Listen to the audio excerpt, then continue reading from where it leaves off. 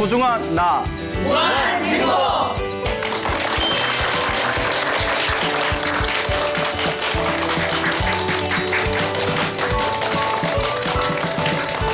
예, 만나서 반갑습니다. 광호 스님이라고 합니다. 그 불교에는 업보라는 말이 있습니다. 많이 들어보셨죠? 예. 그래서 우리가 막 속상한 일을 당할 때 혹은 조금 나와 맞지 않는 사람을 만나서 뭔가 상처를 받았을 때 아이고 내가 전생에 무슨 업보가 있어서 라는 표현을 사용합니다. 예, 여러분들도 자주 사용하셨습니까? 네. 예, 뭐 많이 상처받을 일들이 많으셨나 봐요. 예. 아이고 내가 무슨 전생에 무슨 업보가 있길래 라는 표현을 많이 사용을 하죠. 그래서 불교에서는 내가 지은 그 업보가 소멸돼야 그것을 우리가 업장이라고 합니다. 이 업장이 소멸돼야 이제 우리가 행복을 얻을 수가 있다라는 그런 이야기를 자주 합니다. 불교에서 정업이라는 말이 있습니다. 정업. 예, 정해진 업보란 뜻입니다. 예, 그 정업. 그러니까 우리 업보도 정해진 게 있고 아직 정해지지 않은 업보가 있답니다. 그런데 큰 업일수록 확고하게 이제 정해진 것이고 저 소소한 작은 업은 아직 확고하게 정해진 업이 아니랍니다. 그래서 아직 정해지지 않은 업보는 우리가 기도를 통해서 쉽게 소멸할 수가 있답니다. 그런데 전생에 아주 무거운 아주 큰 업을 지었을 때 그게 완전히 정업, 정해진 업이 되었을 때에는 그 업보를 피하기가 어렵다고 합니다. 그래서 불교에서 자주 사용하는 사자성어 중에 정업난면이다라는 말이 있습니다. 정업난면. 정업은 면하기가 어렵다. 어려울 난자를 써서요. 정업은 피하기가 어렵다. 면하기가 어렵다라는 그런 사자성어가 있습니다. 부처님의 10대 제자 중에 가장 신통력이 뛰어나고 우수했던 스님께서 바로 신통제의 목련 스님이십니다. 목련 스님 혹은 목건련 스님이라고도 부릅니다. 그리고 저쪽 남방 발음으로는 목갈라나 스님이라고도 불리우고 있습니다. 그래서 우리 한국에서는 보통 목련 존자 혹은 목건련 존자라고 불리우고 있죠. 이 목건련 스님께서 신통제일이다 보니까 이분께서 가지고 있는 신통력 중에서 신족통이라고 있었습니다. 신족통은 다른 차원의 세계를 마음대로 왕래할 수 있는 신통입니다.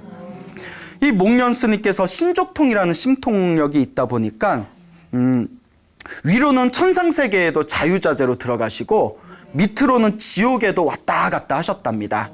왜 그렇게 바쁘게 다니셨냐 하면 천상세계에 가서 천상에 태어난 사람들에게 질문을 던졌답니다.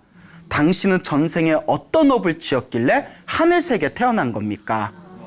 그리고 또 지옥에 가서 지옥에서 고통받고 있는 중생한테 다음과 같이 질문을 했다고 합니다. 당신은 전생에 어떤 악업을 지었길래 요 지옥에 떨어진 것입니까? 그래서 천상에서 들은 대답과 지옥에서 들은 대답을 가지고 다시 인간 세상으로 내려와서 인간 세상에서 사람들에게 법을 가르쳤다고 합니다. 내가 천상세계에서 직접 듣고 왔는데 착한 일을 많이 하고 다른 사람을 보살피면 죽어서 천상에 태어납니다. 그러니까 선업을 지으십시오. 그리고 내가 지옥에서 직접 듣고 왔는데 나쁜 짓을 하고 악업을 지으면 죽은 뒤에 지옥에 떨어집니다. 그러니까 지금 당장 손해보는 것 같더라도 악업을 저지르지 말고 착한 마음으로 사십시오라고 사람들에게 널리 법을 펼칩니다. 그러면서 잘못된 믿음으로 열심히 종교를 믿었던 사람들이 지옥에 떨어진 이야기를 몇 가지 이 목련 스님께서 들려주셨는데 그 중에 하나가 다른 종교에서는 자신들이 복을 받기 위해서 살아있는 생명을 죽여서 제사를 올리는 의식이 있습니다. 예, 불교에서는 우리 불제자들이 지켜야 할 가장 첫 번째 계율이자 덕목이 불살생입니다. 살생하지 말아라. 자그마한 미물조차도 살생하지 말아라. 그런데 다른 종교에서는 그 불살생에 대한 어떤 그 불교적인 관점과는 다르게 내가 복을 얻기 위해서는 하늘에 있는 신에게 살아있는 생명, 뭐 소라든가 양이라든가 염소같이 뭐 돼지같이 살아있는 생명을 죽여서 제사를 올려야 우리가 더 복을 크게 받는다라는 잘못된 믿음이 있습니다. 그러면서 목련 스님께서 내가 지옥에 가봤더니 살아생전에 자기들 복 받겠다고 살아있는 생명을 무수히 죽여서 제사를 올리다가 지금 지옥에서 끔찍한 고통을 받고 있는 중생들이 너무나 많다. 정말 복을 짓고 싶다면 절대 살생을 해서 제사를 지내지 말아라 라고 가르쳤다고 합니다. 천국에 태어나기 위해서는 계율을 잘 지키고 사람들에게 자비심을 가져야 되고 스스로 복을 짓고 선업을 지어서 다른 사람들에게 도움이 되는 사람이 되어야만 천상에 태어나는 바른 길이다라는 오늘날 우리가 생각하는 윤리와 도덕관에 부합되는 그런 법을 2600년 전에 여러 중생들에게 그 가르침을 널리 펴셨습니다. 자, 우리가 지금 들으면 당연한 이야기 같죠? 네. 근데 사람들이 이 이야기를 들으면서 목련존자의 가르침에 깊이 흠뻑 젖어들면서 수많은 다른 종교를 믿었던 하늘에 그 살아있는 생명을 죽여서 제사를 지내던 그런 다른 종교를 믿고 있던 사람들이 그 종교를 버리고 목련존자에게 귀의를 하기 시작합니다. 부처님의 법에 귀의를 하기 시작해요. 그러다 보니까 다른 종교의 신도들 숫자는 쫙쫙 줄어들고 그 목련존자를 통해서 불교도 불제자들의 숫자가 막 늘어나게 되니까 다른 종교인들이 목련존자가 눈에 가시 같은 거예요. 그래서 결심을 합니다. 죽여버리자. 목련스님을 죽여버리자. 그러면 어떻게 죽일 것인가? 수백 명의 도적들에게 돈을 줍니다. 수백 명의 도적들에게 돈을 준 뒤에 목련스님을 죽여라. 그러면 나머지 또 입금 처리해주겠다. 이렇게 킬러들을 고용한 거죠. 그러니까 요 킬러들이, 요 도적들이 비웃으면서 아유 저 빼빼 마른 저 스님을 처리 못해서 우리한테까지 부탁을 합니까? 며칠 만에 해결할 테니 걱정하지 마십시오. 그런데 웬걸? 목련스님이 신통제일이잖아요. 네. 도적을 만났다 하면 신통력으로 요리 피하고 조리 피하니까 그러니까 도적들을 도저히 잡을 수가 없는 거예요. 그렇게 이제 몇 달이 지났다고 합니다. 어느 날 목련스님께서 탁발을 나오셨다가 그 도적들의 무리를 딱 마주치게 됩니다.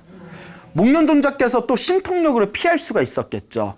그런데 목련스님께서 이번에는 피하지 않으십니다. 당신의 업보를 바라보면서 내가 이번 생에 받아야 할 업보가 무르익었구나 라고 스스로 마음을 정리하시고는 도적들의 매질을 당하십니다. 그 도적들이 와 이때다 싶어서 수백 명의 도적들이 목련존자를 이제 해치기 시작하는데 도적들의 매질을 당한 목련존자의 몸뚱이가 경전에 의하면 살이 고기 다진 것처럼 완전히 뭉개져 버렸고 뼈 조각이 손가락에서 발가락까지 모든 뼈 조각이 모래알처럼 부스러져 버렸답니다. 사람의 형체를 알아볼 수가 없을 정도가 되었겠죠. 그 정도면 죽어요, 안 죽어요? 죽죠. 실험해보지 마세요. 죽습니다. 죽었겠거니 생각을 하고 이제 도적들이 물러납니다.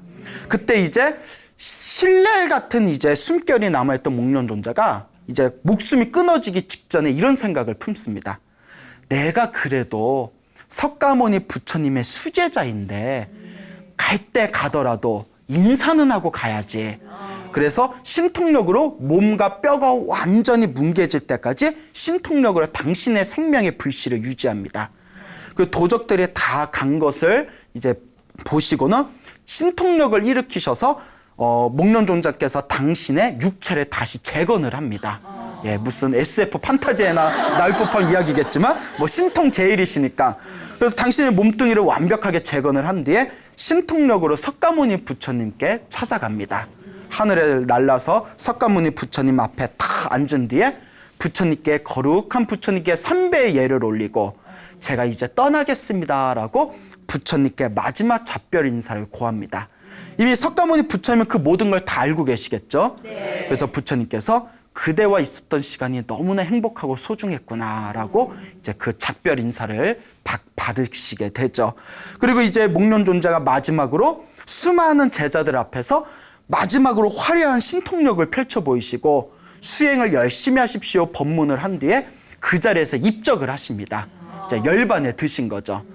깨달음을 얻은 위대한 성자는 열반을 얻게 되면 이제 이 세상에서 목숨을 이제 놓아버리게 되면 우리의 일반 중생과 같이 더 이상 윤회를 하지 않고 완전한 진리의 세계로 돌아가신다고 합니다. 목련 존재가 그렇게 거룩한 삶의 최후를 맞이한 뒤에 부처님 제자들 사이에서 난리가 난 거예요. 우리는 인과응보를 못 믿겠다. 자기 업은 자기가 받는다고 했는데 목련 존재께서는 깨달음을 얻으셨고 깨달음을 얻은 위대한 성자의 신통력이 제일이셨고 그거 너무나 거룩했던 성자인데 인과응보가 있다면 어찌 목련 스님께서 목건련 스님께서 저와 같이 끔찍한 최후를 맞이해야 한단 말인가? 정말 인과응보가 있단 말인가? 의혹과 의문을 품습니다. 우리도 좀 헷갈릴 수 있겠죠. 예, 또 내라네. 예, 예. 우리도 이렇게 주변을 보면 기도 막 20년, 30년 열심히 하신 분이 갑자기 사업이 안 된다거나 뭐 큰 병에 걸렸다거나 하면 믿음이 흔들릴 때가 있을 수가 있어요. 어머, 저렇게 열심히 기도했는데도 어떻게 저렇게 일이 안 풀릴 수가 있지? 그러다 보면 정말 인과응보가 있는 거야? 에이, 그 광우스님이 다 뻥쳤구나. 뭐 이런 생각을 품을 수가 있겠죠. 2600년 전에도 그런 일들이 있었나 봅니다. 부처님께서 제자들을 불러놓고 다음과 같이 말씀하십니다. 인과응보는 엄연하다. 내가 지은 업은 내가 받는 거다. 목련존자도 자기가 지은 업은 자기가 받았을 뿐이다. 제자들이 도대체 목련존자가 어떤 업보를 지었길래 저 위대하신 성자께서 저렇게 끔찍한 최후를 당하게 되신 겁니까? 라고 했을 때 부처님께서 다음과 같은 전생 이야기를 하십니다. 목련존자가 머나먼 과거 생에 아주 머나먼 과거 윤회의 그 삶 중에서 그 부모님을 모시고 살던 청년이었다고 합니다. 예, 처음에는 굉장히 효심이 지극했대요. 그러다가 이제 사랑하는 여인을 만나서 결혼을 하게 됐겠죠. 근데 이 부인이 좀 못됐나 봐요. 못됐어요. 이제 시부모님을 모시기가 너무 귀찮은 거예요. 이 여자가. 그 이제 꾀를 내가지고 남편하고 이제 잠자리에 들 때마다 옆구리를 막 쑤시면서 쿡쿡 쑤시면서 글쎄요, 모르겠어요. 저는 혼자 자서 예? 혼자 자기 때문에 옆구리가 쑤시면 예? 어떤지 모르겠는데 남자들한테 물어보니까 되게 짜증난대요. 예? 잠잘 때라도 좀 편해야 되는데 자꾸 옆구리 찌르면서 시부모님 욕을 하는 거예요. 이게 남자가 착했나 봐요. 좀 강단 있는 남자였으면 그만해 뭐 이랬을 텐데 응? 그 이제 앞으로 얼마나 사신다고 그만해 뭐 이랬을 텐데 아유 그냥 좀 참어 조금만 참어. 근데 계속 이제 몇 년 동안 그러니까 남자도 짜증이 난 거예요. 그러니까 여인네가 우리 그러지 말고 부모님을 죽여버립시다 이러는 거예요. 예, 여자가 미쳤어. 근데 말도 안 돼 하지만 우리 뉴스 보면 말도 안 되는 이야기 나오잖아요. 예, 사실 2600년 전 그보다 훨씬 이전의 세계도 중생들 사는 건 비슷했던 것 같아요.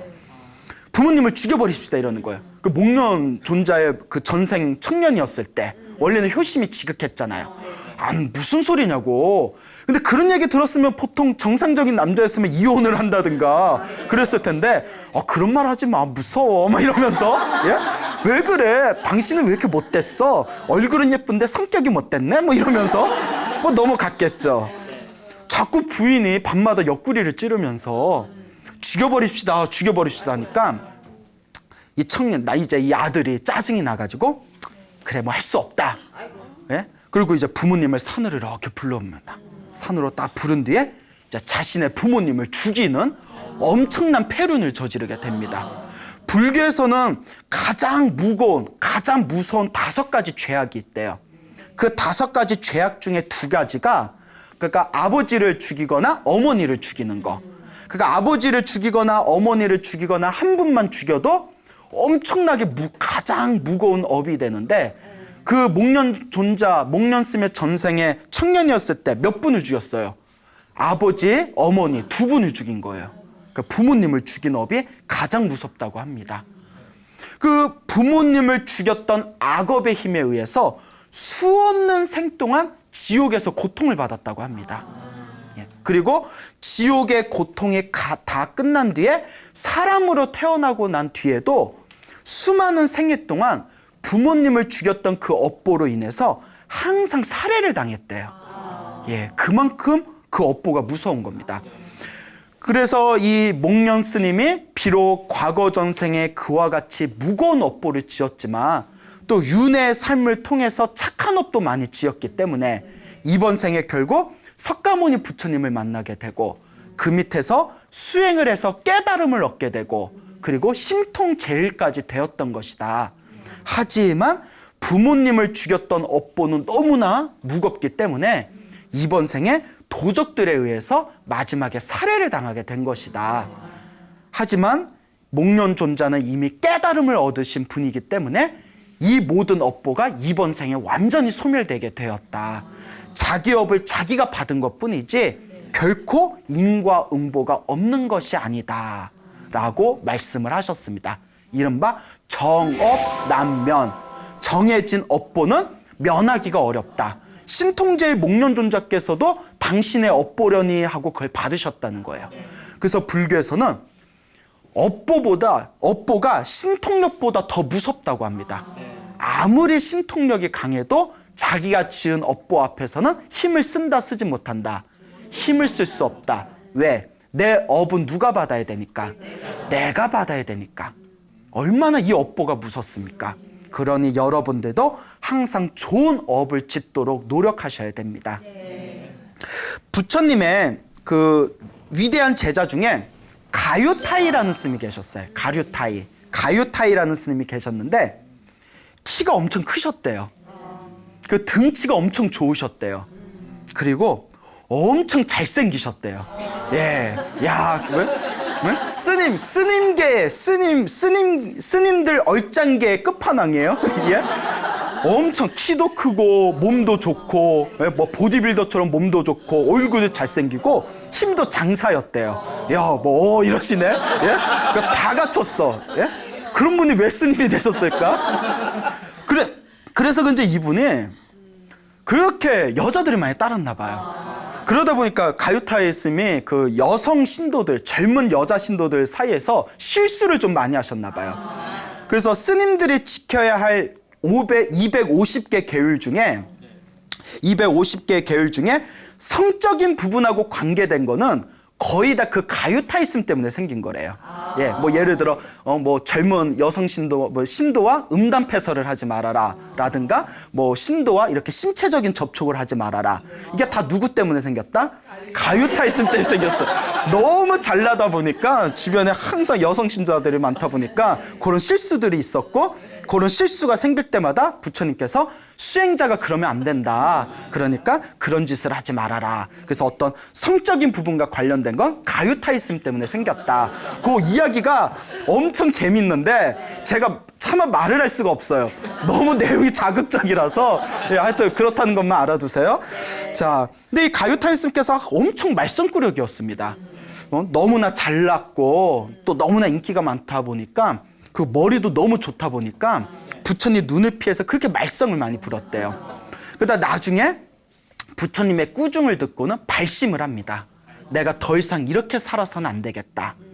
그래서 열심히 수행을 해서 결국은 깨달음을 얻은 위대한 성자, 아라한이 됩니다. 예, 위대한 성자가 되세요. 이분께서 당신이 깨달음을 얻고 나서 당신의 지난 삶을 후회를 하고 참회를 하게 됩니다. 아, 내가 참 부처님의 제자로서 너무나 못난 삶을 살았다. 그러니 내가 속죄의 삶을 살아야겠다. 내가 부처님의 은혜를 갚고 내가 지었던 지난 잘못을 속죄하기 위해서는 내가 지금부터 수많은 사람들에게 깨달음의 빛을 전해줘야 되겠다. 그리고 다음과 같이 맹세합니다. 1000개의 가정, 청가구라고 불러요. 1000개의 가구. 1000개의 가정에 내가 깨달음을 주리라 라고 맹세를 합니다. 그리고 사람들한테 깨달음의 빛을 전해주고 사람들에게 깨달음을 얻도록 도와주는데, 만약에 남편이 깨달음을 얻었는데 부인이 깨달음을 얻지 못했다거나, 부인은 깨달음을 얻었는데 남편이 깨달음을 얻지 않았으면 그 가정은 숫자에 집어넣지 않았대요. 오로지 남편도 아내도 완전히 깨달음을 얻은 가정만 숫자에 집어넣어서 당신이 1000개의 가정에 깨달음을 주겠다라고 맹세를 합니다. 그리고 열심히 이제 그 전법과 포교를 하셔서 999 집안에 깨달음을 전달하게 됩니다.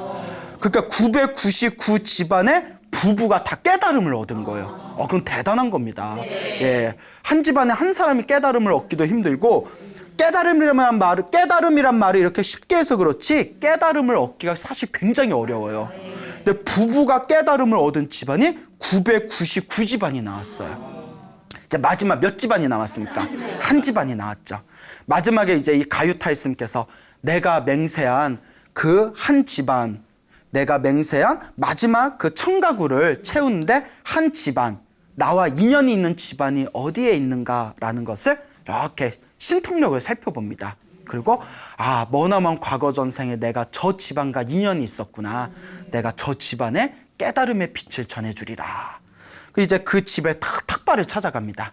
바리떼를 들고 이제 탁발을 다 하게 되었는데, 그때 때마침 거기에 부인 되는 분이 이렇게 부침개를 지지고 있었대요. 부침개를 지글지글 부침개를 지지고 있었는데, 스님이 가유타이스님이 딱 탁발을 들고 이렇게 서 있으니까, 아이고 저 스님 우리 집에 탁발하러 왔구나. 근데 이제 그 불자가 아니라 그 이제 부인이 아직은 불자가 아니었어요. 그래서 그냥 딴 집안에 가지고 우리 집에 왜 와?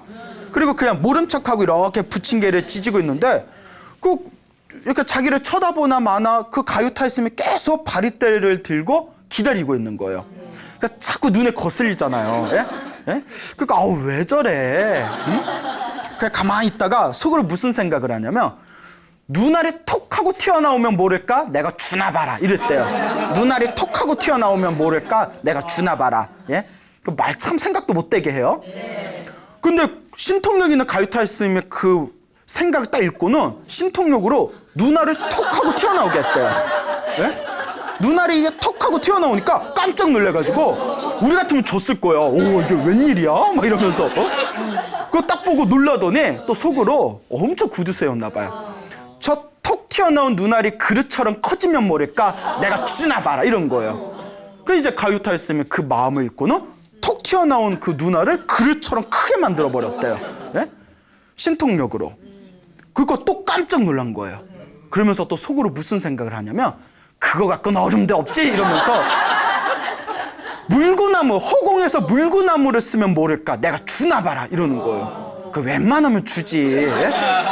우리 같아도 내가 가유타이스님이라면 내가 지겹고 짜증나서라도 내 딴 집안 갔을 텐데, 그 마음을 딱 읽고는 허공에서 물구나무를 서버립니다. 신통력으로. 이 정도면 서커스 예? 대단한 거예요. 그걸 보고는 정말 저 스님 대단하신 분이다. 정말 보통 분이 아니구나. 그런데 난 안 줄 거다. 예? 미치겠죠. 예, 맞아요. 그러면서 내가 저 스님이 죽으면 죽었지 내 절대 안 준다. 근데 사람 마음이 참 못됐어요. 가유타이스님의 그 마음을 딱 읽고는 그 자리에서 멸수상정이라는 불교 명상 최고의 경지에 들어갑니다. 멸수상정 혹은 멸진정이라고 부릅니다. 멸진정. 이 멸진정이라는 불교 명상 최고의 수준에 들어가면, 첫째, 호흡이 멈춘답니다. 둘째, 심장 박동이 멈춘답니다. 셋째, 뇌파가 멈춘답니다.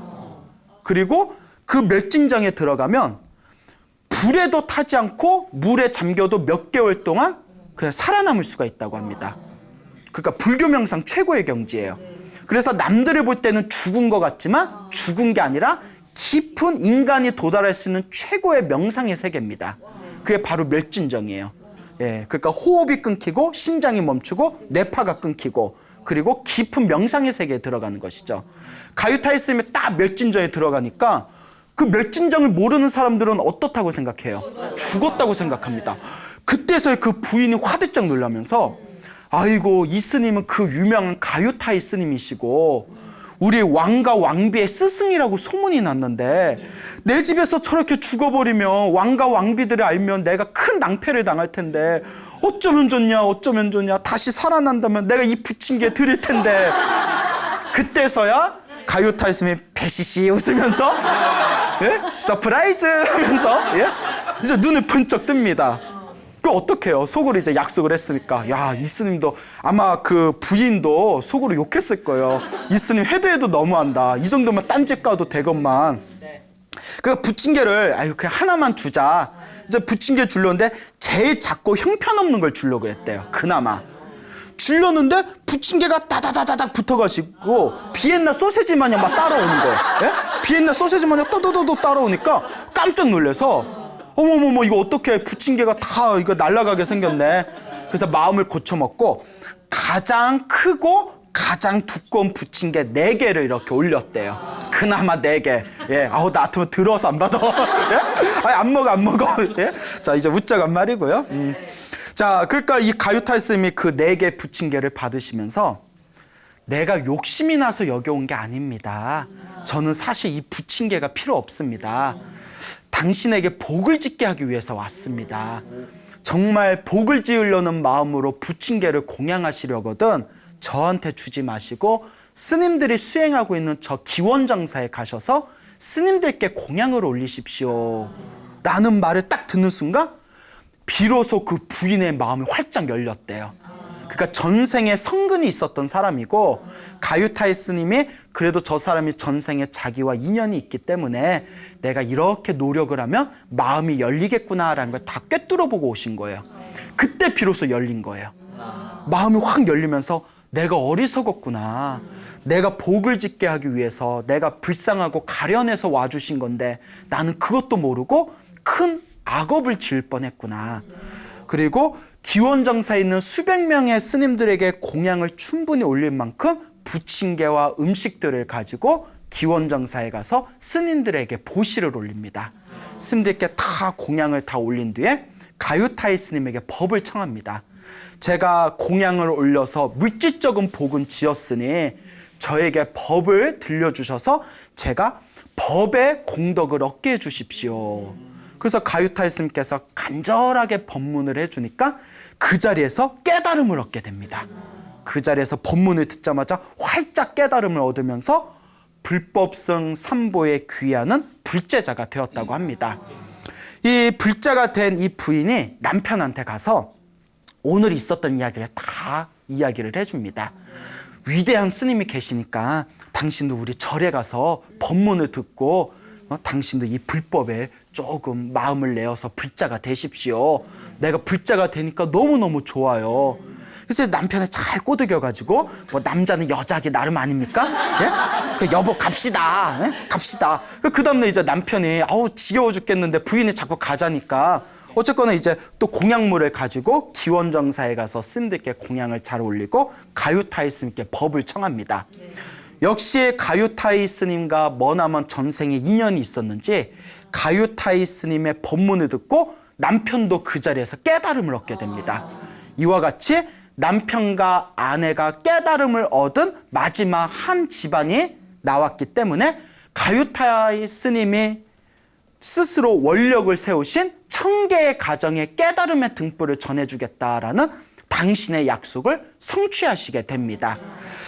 그 뒤에 그 마지막에 깨달음을 얻은 그 부부가 가유타이 스님을 당신의 부모님 마냥, 당신의 아버지 마냥 지극한 스승으로 모시게 됩니다. 그래서 몇 년 동안 아주 지극한 마음으로 모시다가 이 깨달음을 얻은 이 부부가 결국 세상을 떠나게 됩니다.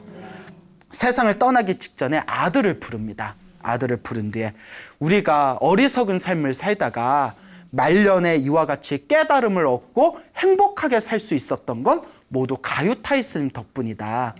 그러니 너도 선업을 짓고 불법을 열심히 닦아라.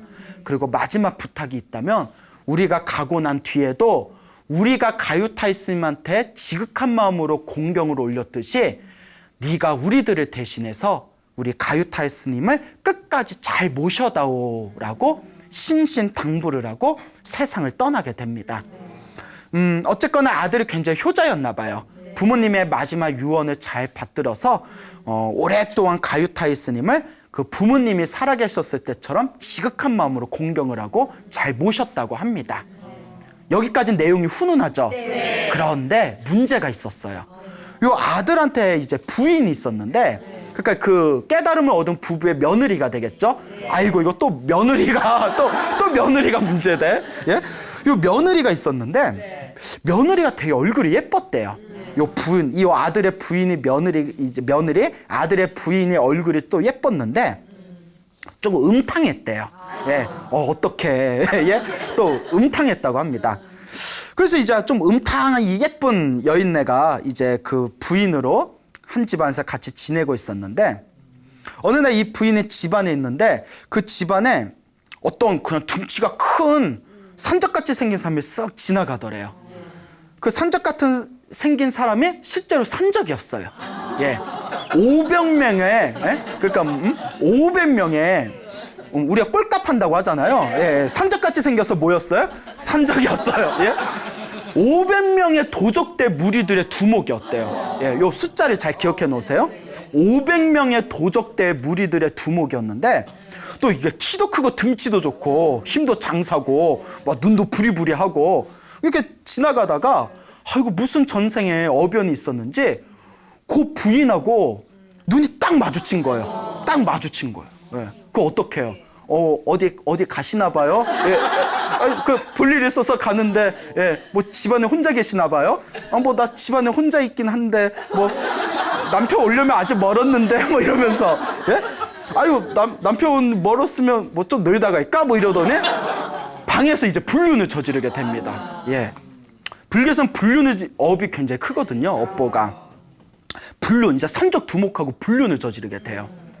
그렇게 이제 남편의 눈을 피해서 불륜을 이제 저지르게 되는데 어느 날 또 남편이 없는 틈을 타가지고 산적 두목을 불러내서 방에서 또 이제 불륜을 저지릅니다. 하필이면 그때 누가 찾아와요? 예? 남편, 가유타이스니. 예, 아깝다. 예, 가유타이스. 이제 슬슬 등장할 때가 됐잖아요. 예? 가유타이스님이 다 탁발을 하러 왔는데 집안을 이렇게 보니까 불륜을 저지르는 걸 본 거예요. 예? 우리 같으면 뭐 이렇게 휴대폰으로 이렇게 찍어놓고 이걸 어떻게 해야 되지? 우리 신도의 며느리인데 불륜을 저지르네. 어떻게 해야 되지? 엄청 고민을 했을 거예요. 근데 이제 그 모습을 딱 보고는 가유타이스님이 이제 발걸음을 옮깁니다. 그리고 그 부인이 이제 혼자 있는 틈을 타가지고 가유타이스님이 다시 찾아오세요. 그 부인을 불러냅니다.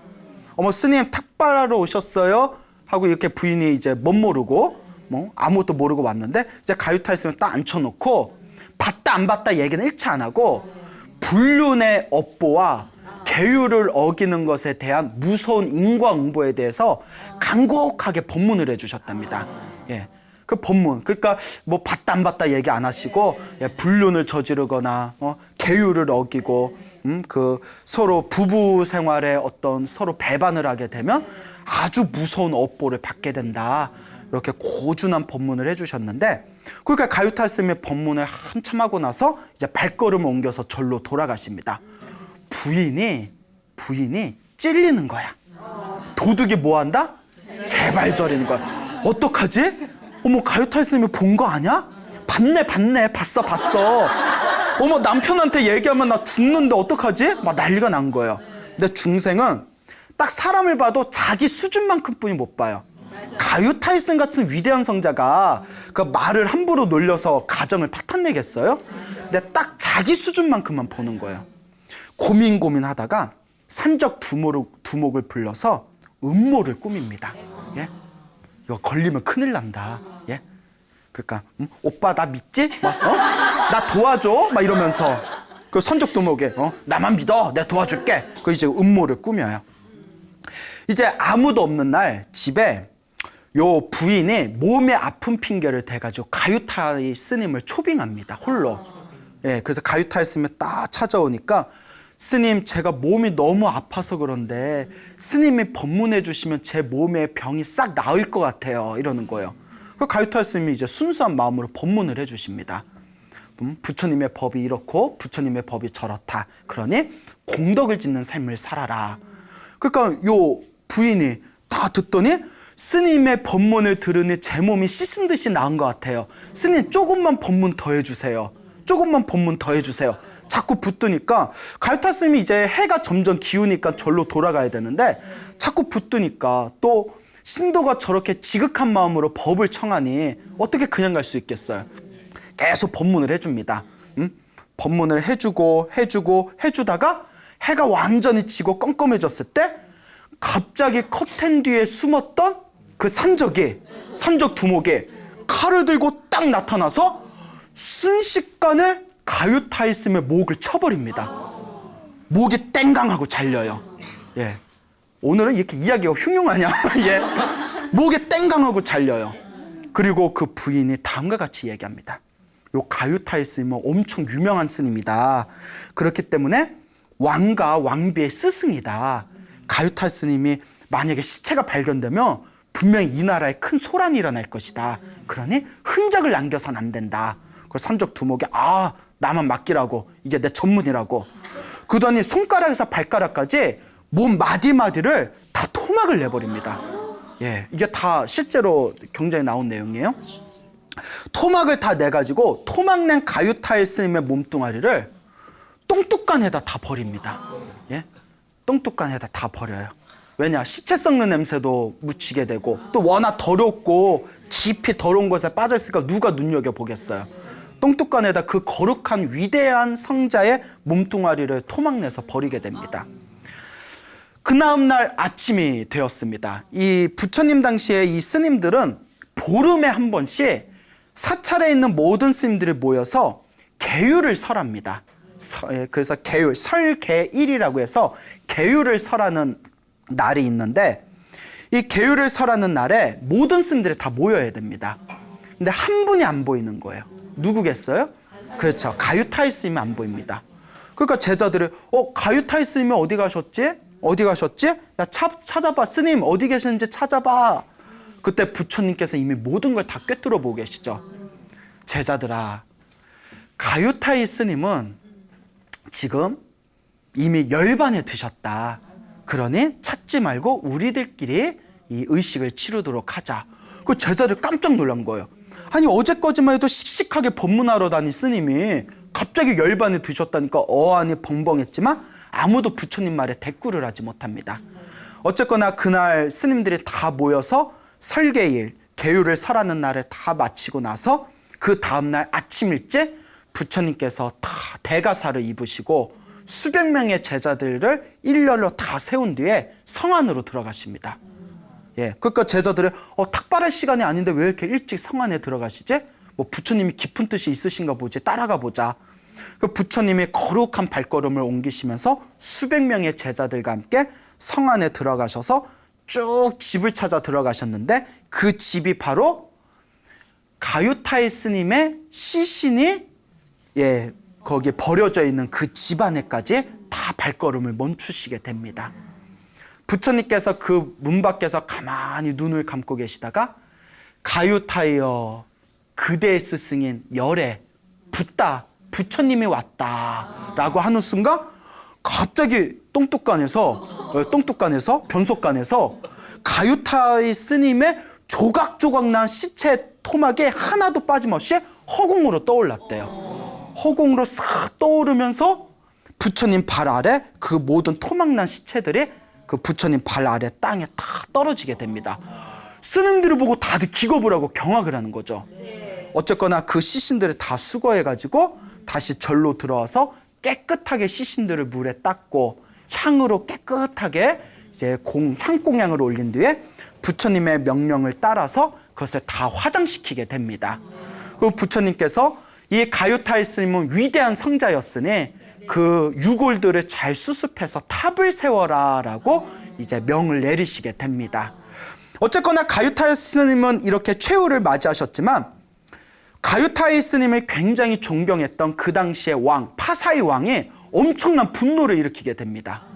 엄청난 다혈질이고 화를 잘 내는 성격인데 자기가 존경하는 스님이 토막살인을 당했으니까 그 분노를 주체하지 못하고 신하들에게 사건을 명령하게 됩니다. 그래서 500명의 도적대와 그 도적대의 산적 두목과 그리고 그 불륜을 저지른 부인을 싹 다 잡아들이게 됩니다. 예? 그러니까 왕의 명령이니까 화가 난 왕의 명령이니까 악착같이 조사를 했겠죠. 너무나 분노에 찬 왕은 그 산적 두목과 그 부인을 사형을 내립니다. 그리고도 화가 풀리지 않아서 500명의 도적대들은 손과 발을 끊어가지고 구덩이에 집어던져 버렸다고 합니다. 이 사건이 이렇게 일단락이 되는데 부처님 제자들 사이에 또 문제가 발생합니다. 야, 진짜 인과응보가 있냐? 인과응보가 있다면 가유타이슨처럼 훌륭하신 위대한 성자께서 어찌하여 저런 업보를 받으신 거냐? 부처님이 이 말씀을 듣고 그 제자들 앞에 나오셔서 다음과 같이 말씀하십니다. 이 모든 것도 다 누구의 업이다? 가유타이 스님의 전생의 업보였다. 부처님께서 이와 같이 말씀을 하십니다. 머나먼 과거 전생에 왕이 있었다고 합니다. 이 왕이 어느 날 꿈을 꾸었는데 꿈이 하도 희한해서 지혜롭다고 소문난 바라문을 불러서 바라문이 지금은 제사장이에요. 이 제사장 바라문에게 꿈을 해몽해달라고 부탁을 했는데 그 바라문 제사장이 꿈을 딱 듣더니 굉장히 좋은 꿈이었대요. 그런데 좋은 걸 좋다고 얘기하면 왠지 자기가 욕심이 생겨가지고 어쩌면 좋습니까? 굉장히 나쁜 꿈입니다 라고 거짓말을 했답니다. 그 왕이 야, 이거 나쁜 꿈이면 이거 어떻게 해야 되냐? 수백 마리의 소를 죽여서 제사를 올리면 이 나쁜 꿈이 이게 다 소멸될 수가 있습니다. 액땜할 수 있습니다. 그 왕은 살생을 해야 된다는 것이 찜찜했지만 너무나 그 꿈이 나쁘다니까 바라문 제사장에게 모든 걸 일임합니다. 그래서 바라문 제사장이 500명의 자기의 제자들을 모아가지고 500명의 제자들과 함께 수백 마리의 소들을 잔인하게 죽여서 그 살과 피로 하늘에 제사를 올립니다. 그 수백 마리 소 중에 어미소하고 새끼소가 있었다고 합니다. 어미소하고 새끼소가 잔인하게 도축되면서 막 피눈물을 흘리면서 다음과 같이 속으로 외쳤다고 합니다. 우리가 무슨 죄가 있다고 이렇게 우리를 잔인하게 죽여서 하늘에 제사를 지낸단 말인가?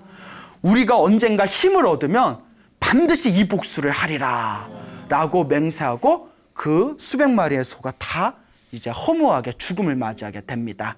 그리고 부처님께서 다음과 같이 말씀하십니다.